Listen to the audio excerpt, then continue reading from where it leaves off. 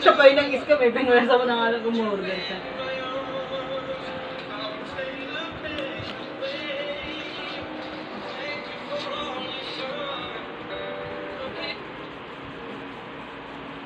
Dati sa office nagbebenta ako ng mga dessert. Sabihin ko pre-taste. Yung unang tab, pre-taste talaga yun. Sabay-sabay kami ng break. Sabi ng mga TL ko, uy, may benta sila nila, nandun siya sa pantry, ganyan. May pre-taste siya. Hindi mga agent magdadagsakan sa pantry, no? Kung wala na kutsara nyo, babaglaan nyo naman, gano'n. Gagawin ko, yung mga tab na yun, 20 tab, mga 25 na mga, kumari let check lang.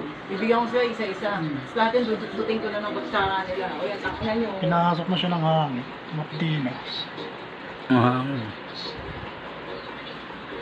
O, tangina nyo, bayaran nyo yan. Sabi sa akin. Sabi na nung hindi, ano to, pre-taste lang ha. Ano pre-taste lang? Kanina pre-taste yun. Kanina yung pre-taste, sa inuog na. Siyempre mga boss natin yun. Tangina talaga doon, hindi ka talaga manihila. Sabi ka.